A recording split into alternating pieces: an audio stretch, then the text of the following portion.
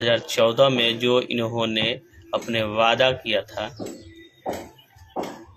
कि 15-15 लाख खाता में भुगतान कराने के लिए, 15 लाख तो आया नहीं, लेकिन 15 लाख जनता से इन्होंने ले लिया।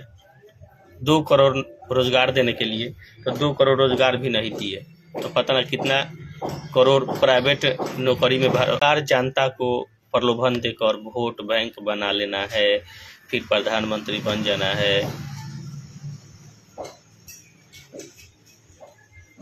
ताकि जनता हम पे विश्वास करे।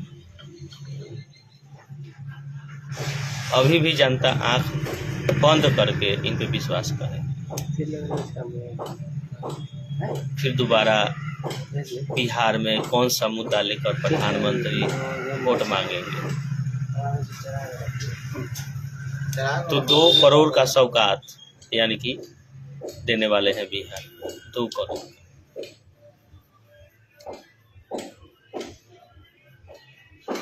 दो लाख करोड़ का सौगात देने वाले हैं बिहार वासियों को, जब ये कल आएंगे बेगूसराय औरंगाबाद में और 5 तारीख को आएंगे बेतिया में।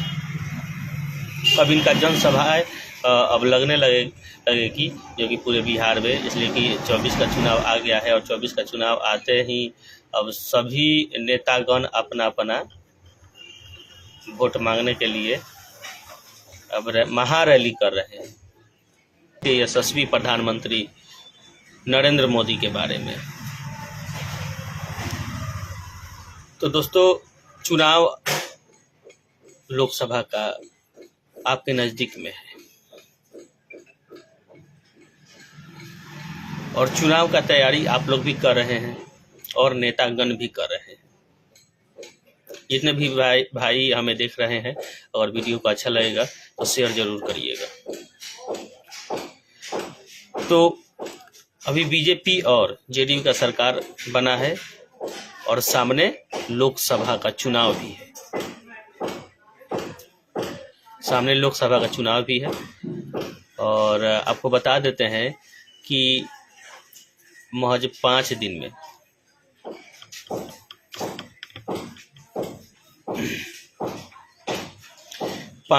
में दो बार भारत के प्रधानमंत्री बिहार आएंगे। 5 दिन में 2 बार।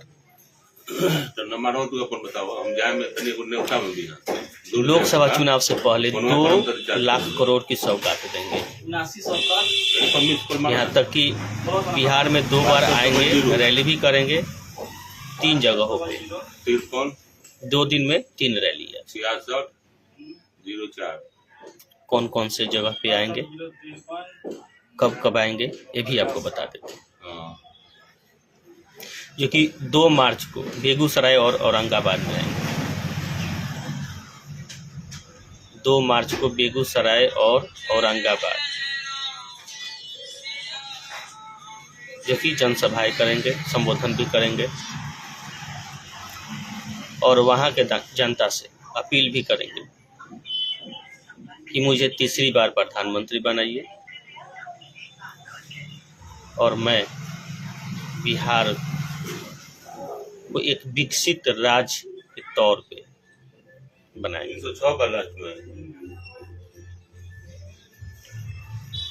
वहीं 5 मार्च को बेतिया में भी उनकी रैली, वहां भी संबोधन करेंगे, सभाएं लगेगी। जब जब चुनाव आता है तब तब सारे नेताएं महारैली करने लगते हैं। जब जब चुनाव आता है तब तब। तो अभी लोकसभा चुनाव सामने है और माननीय नरेंद्र मोदी लंबी लंबी भाषण चलता नहीं।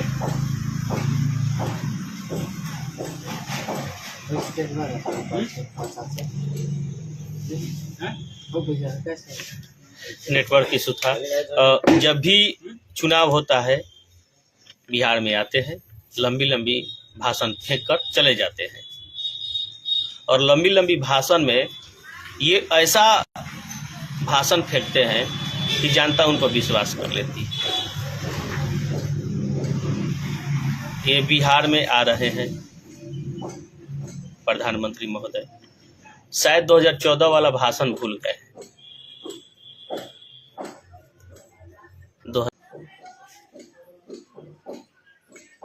अब आप लोग को चुनना है कि क्या करना चाहिए क्या नहीं करना चाहिए, इसलिए कि सब कुछ हम लोग नहीं बोल सकते। एक वोट का जो कीमत होता है, शायद आप लोग 500 रुपया और 1 किलो मुर्गा पर, यही एक वोट का कीमत है। तो 5 साल तक 500 रुपया और 1 किलो मुर्गा का दाम 150 या 200 रुपया होगा। 700 रुपया पर आप लोग 5 साल तक गुलाम हो जाते हैं। तो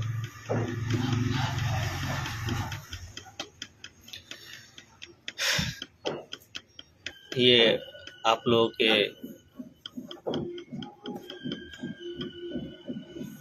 दिमाग में क्या चल रहा है क्या नहीं चल रहा है। शायद है भाई जी कोई है सुरजीत सिंह राजपूत, मोदी जी को छोड़कर दूसरा कोई नहीं है ऑल ओवर इंडिया में। भाई प्रधानमंत्री वही है तो किससे पूछा जाएगा? देवाल से, अमित शाह से पूछा जाएगा? अमित शाह से तो नहीं ना पूछा जाएगा। बताइए, अभी बताइए ना, किनसे पूछा जाए? राज्य के मुख्यमंत्री नीतीश कुमार है तो नीतीश कुमार से नहीं पूछा जाएगा तो किनसे पूछा जाएगा? आपसे पूछा जाएगा। बताइए, अगर आपके घर में अगर आपके पिताजी अगर मालिक हैं तो आप ही से आपके पिताजी से ही कुछ पूछा जाएगा। अब आपसे तो पूछा नहीं जाएगा। मोदी जी के नाम से भाई इतना चीर क्यों है? 2 शब्द अगर कोई बोल रहा है तो बोलने दो ना। अब सब कोई अब चमचा तो नहीं ना बन सकता है। इतने बड़े बड़े न्यूज़ चैनल हैं, सबको तो खरीदिए लिए है। अब यूट्यूबर भी खरीदाएगा? यूट्यूबर तो नहीं खरीदा पाएगा हमको लगता है। कुछ है खरीदा सकता है।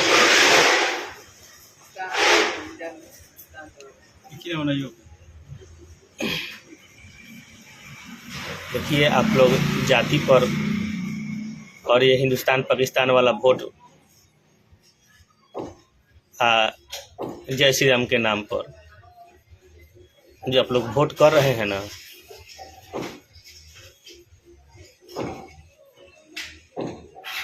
कहाँ बिका रहा था?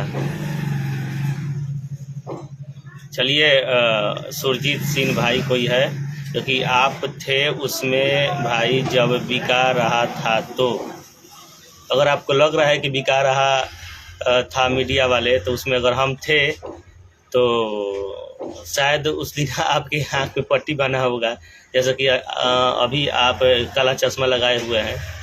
और हमको लगता है कि आजीवन आप काला चश्मा लगाए रहेंगे कि आप ही लोग जैसा समाज में अगर कोई कमियां होती है तो उसको आगे आप लोग नहीं बढ़ने देते हैं, चाहे उसका आवाज़ नहीं उठाने देते हैं, लोग दाब देता है। हमको जहाँ तक लगता है, चलिए आपका सोच जो कि बहुत आगे है, उससे अधिक तो कुछ नहीं कहेंगे।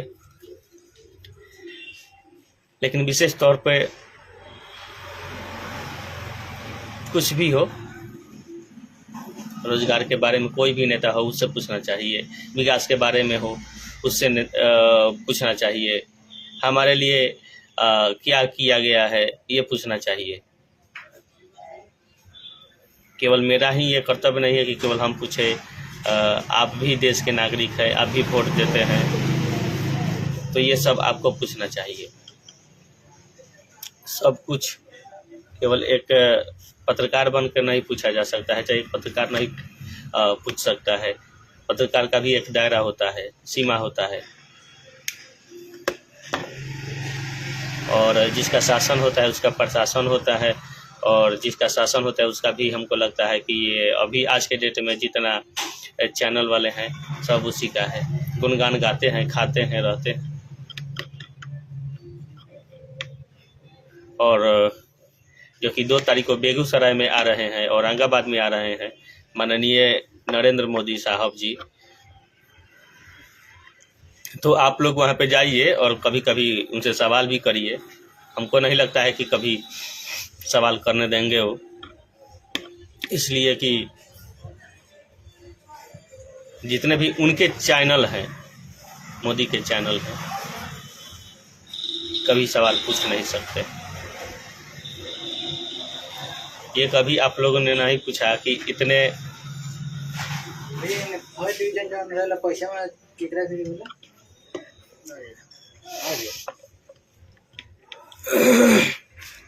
खाली विदेश यात्रा करने से कुछ नहीं होता है। अगर आपको जनता वोट दी है तो उसके बारे में भी सोचना चाहिए।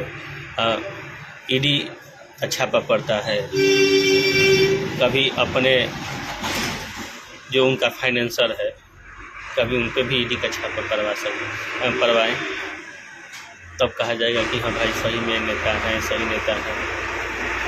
लेकिन ये सब उनसे नहीं हो पाएगा। और